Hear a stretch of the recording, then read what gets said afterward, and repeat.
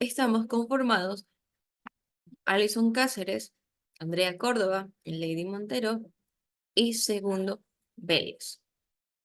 El tema general, como lo mencioné antes, son las desestabilizaciones de las partículas coloidales. El contenido que vamos a dar son una breve introducción de las partículas coloidales, tipos de desestabilizaciones, factores que influyen en las desestabilizaciones y los métodos de caracterización. Los sistemas coloidales son una mezcla física y químicamente heterogéneas, en las que unas fases se encuentran dispersas en otras cantidades mínimas. Esta dispersión es significativa y puede ocurrir en cualquier estado de la materia. Los coloidales se caracterizan por la presencia de las partículas dispersas que varían según lo que es su tamaño.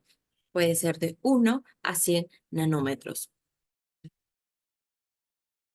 Por lo tanto, existen sistemas unidispersos con partículas homogéneas y sistemas polidispersos, donde las partículas varían el tamaño de la mayoría de los sistemas naturales que son polidispersos. Estos tipos de mezcla pueden jugar así un papel fundamental en diversos campos debido a su versatilidad y sus propiedades únicas. La importancia en sí de estas partículas coloidales se manifiestan lo que son en diversos sistemas naturales tecnológicos. En la biología se encuentran lo que es la sangre, la leche y las células. En la alimentación tenemos un ejemplo que son la mayonesa y la gelatina. En la medicina se utilizan para mejorar la absorción de los fenómenos. En la cosmética se utiliza para mejorar la textura de cremas y lociones. Además, la industria de los materiales se incorpora a pinturas, cauchos, plásticos para así cambiar sus propiedades físicas y lo que es mecánica. También vamos a hablar sobre las desestabilizaciones de las partículas coloidales y su implementación en las estabilidades de dispersiones coloidales. La desestabilización de las partículas coloidales van acompañado a la tendencia o agruparse o a coagularse, a la que conduce a la separación de la fase dispersa de las fases dispersantes. Estos fenómenos pueden deberse a diversos mecanismos como la absorción de iones o la formación de enlaces eh, hidrógenos.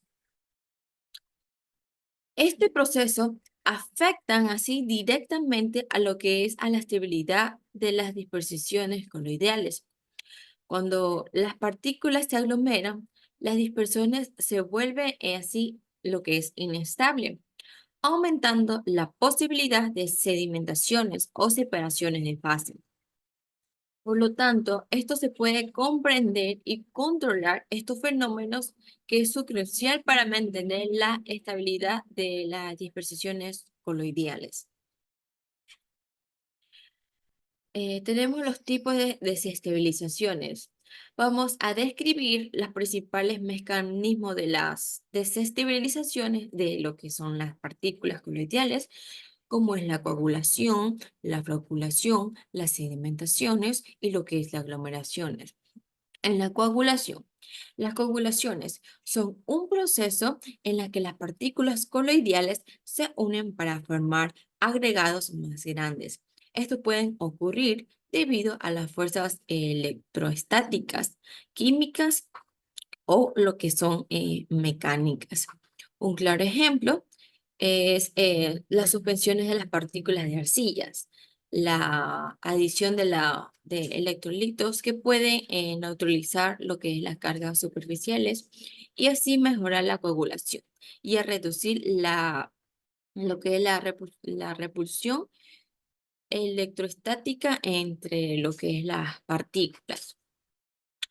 La flocculación En la floculación, el floculante es una sustancia utilizada para inducir la floculación, es decir, la desestabilización de lo que son de las partículas coloidales suspendidas a los que son en agua.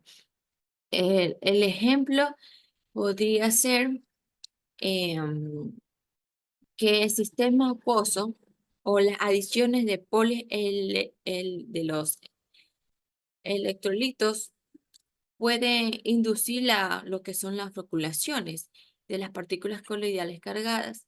Puede ser negativamente al neutralizar la carga superficial y promover la formación, lo que es de los, de los, lo que son de los fóculos.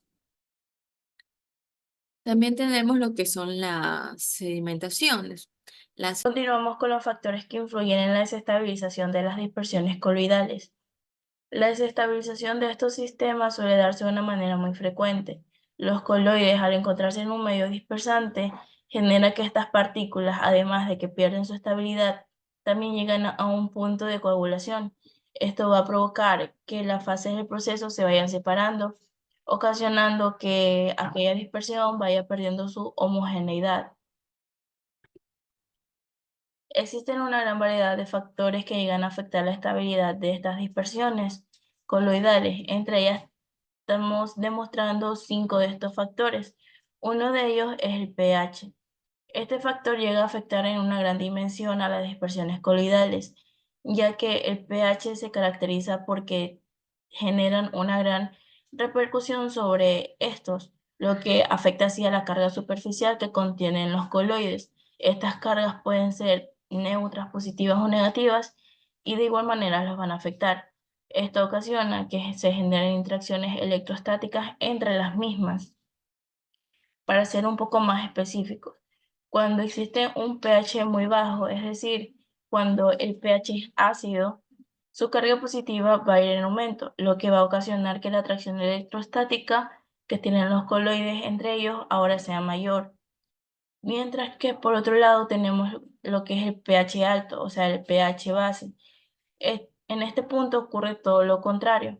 Aquí las partículas coloidales van a formar una repulsión electrostática, ya que genera que la carga negativa que contienen los coloides vaya en aumento, haciendo así que no se agrupen entre sí. También tenemos otro factor que es la concentración de electrolitos. Estos electrolitos se lo denomina como sustancias que se encuentran en una solución y se separan en iones. Al encontrarse presentes en el medio de las dispersiones coloidales, estos pueden afectar a las interacciones electrostáticas que se formen con los coloides. Cuando se tiene una baja concentración de estos electrolitos, se dice que los coloides se encuentran en un lugar espacioso para que puedan moverse por todos lados con una mayor libertad, lo cual genera que estos puedan mantener una prudente distancia, además de que las dispersiones coloidales presentan una estabilidad. Pero en el momento que las concentraciones de electrolitos suben, y esta alta concentración provoca que tengan un resultado muy diferente. Esto va a ocasionar que los iones vayan en aumento, lo que va a provocar que la fuerza iónica sea mayor a lo que era antes y así se destaque entre las partículas, dejando atrás la repulsión electrostática. Es por esta razón que las partículas coloidales van a estar empujándose unas con otras y la distancia que antes tendía se va a ver perdida, provocando de esa manera la desestabilización de las dispersiones coloidales. Otro de los factores que influyen en estas desestabilizaciones es la temperatura. Cuando existen cambios drásticos de temperatura suelen afectar a la estabilidad de estas dispersiones, ya que cuando existe un cambio abrupto en la temperatura y esta va en aumento, se genera que en la difusión de las partículas exista un aumento en su velocidad. Esto ocasiona que existan alteraciones en su aglomeración, además de que la posibilidad de que pueda existir una colisión entre los coloides va a ir en aumento y a su vez afecta a su estabilidad. Cuando el cambio de temperatura baja, la probabilidad de que pueda existir una colisión entre estas partículas va a disminuir. Otro de estos factores es la presión. Este factor aporta a la estabilización de las dispersiones coloidales por medio de la fuerza de atracción interparticulares y por medio de la deshidratación de los coloides. Entonces, cuando esta fuerza tiende a ir en aumento, la presión actúa en el medio comprimiendo a los coloides unos con otros. Es por esta razón que si esta fuerza llegase a aumentar tanto que destaque ante la repulsión de los coloides, estos llegan a un punto de agregarse y luego se van a precipitar. Otro de los factores es la presencia de tensoactivos. Estos tensoactivos son capaces de generar una reducción en la tensión superficial que puede existir entre sus dos fases. Estas fases son las fases dispersantes y la fase dispersa. Esto sucede con la separación que existe entre el agua y el aceite, es casi similar. También provoca que el tamaño de los coloides vaya reduciendo su tamaño. Por otra parte, la presencia de estos tensoactivos provoca que sus superficies se modifiquen y que la solubilidad de estas partículas aumenten.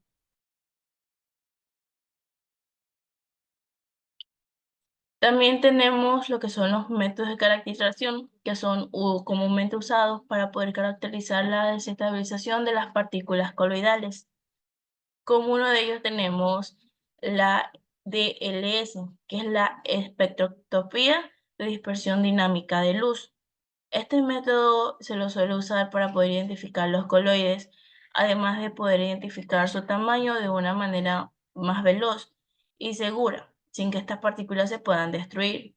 Con esta herramienta se puede facilitar la observación y el monitoreo de las partículas a medida de que su tamaño se encuentra en crecimiento.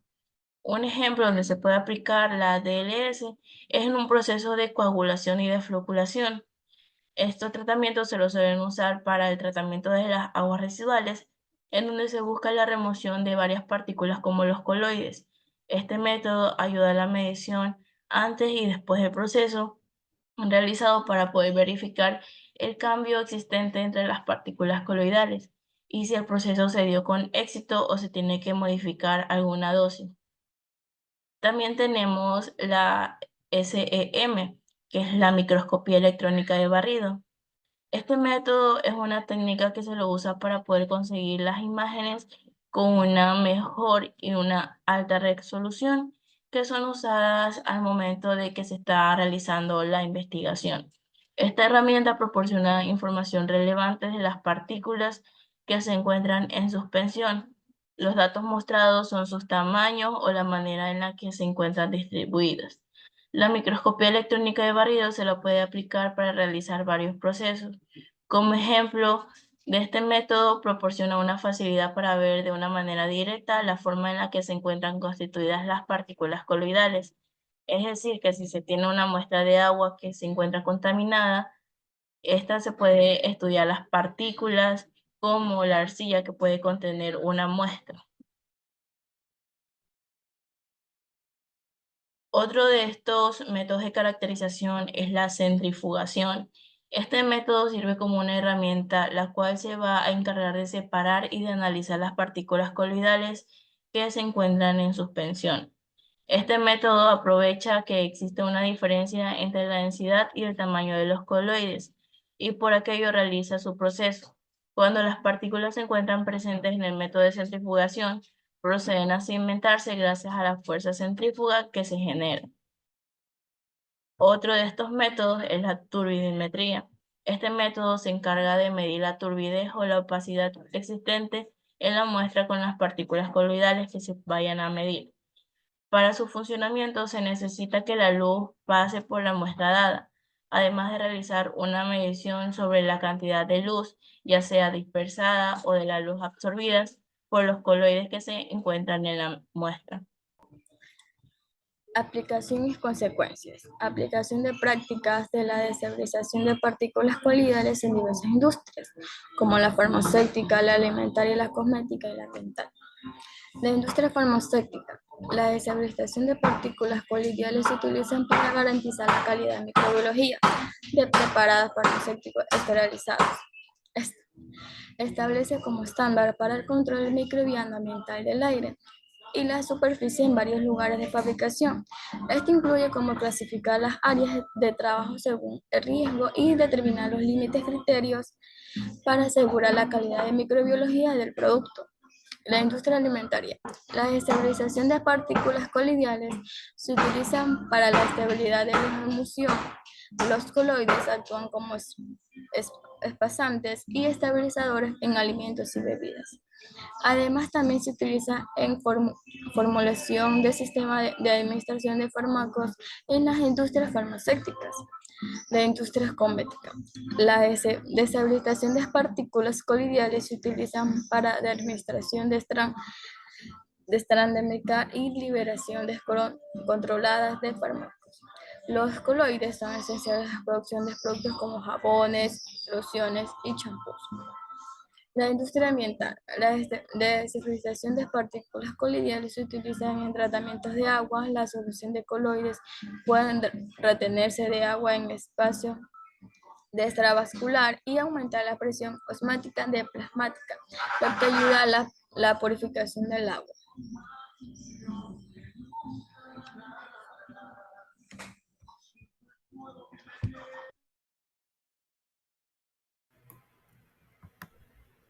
La importancia de comprender la desestabilización de partículas coloidales radica en su amplia aplicación en diversos campos industriales y ambientales. Comprender los factores que contribuyen a este proceso es fundamental para controlar y prevenir la formación de principados no deseados. La desestabilización de partículas coloidales es un proceso complejo influenciado por diversos mecanismos, incluyendo la coagulación, la floculación, la sedimentación y la aglomeración. Por ejemplo, la aglomeración se refiere a la formación de conglomerados menos estructurados. El análisis de los factores que influyen en la estabilidad de dispersiones coloidales revela la complejidad de este fenómeno. Los elementos como el pH, la concentración de electrolitos, la temperatura, la precisión y la presencia de agentes tensoactivos juegan roles críticos en la estabilidad de las dispersiones coloidales. Cambios en esta variable pueden desencadenar una desestabilización de partículas coloidales, provocando la coagulación, la floculación o la aglomeración. Desde medicamentos hasta alimentos, cosméticos y tratamientos de agua, estos despliegues desempeñan un papel importante. Por ejemplo, en la industria farmacéutica se utiliza para la fabricación de suspensiones estables de medicamentos y para controlar la liberación de fármacos en el cuerpo. En la industria alimentaria se emplea para estabilizar emulsiones y dispersar ingredientes, mejorando la textura y la vida útil de los productos. En las industrias cosméticas se utiliza para crear cremas, lociones y maquillajes con una distribución uniforme de partículas. Además, en la industria ambiental, la desestabilización de partículas coloidales se utiliza en el tratamiento de aguas residuales para eliminar contaminantes y mejorar la calidad del agua. Estas aplicaciones demuestran lo importante de comprender y controlar los procesos de estabilización de las partículas coloidales en diferentes campos. Sin embargo, su inestabilidad puede provocar separación de fases, pérdidas de propiedades funcionales y degradación del rendimiento del producto. Por lo tanto, comprender y controlar el proceso de estabilización es fundamental para garantizar la calidad y eficacia de los productos y procesos utilizados.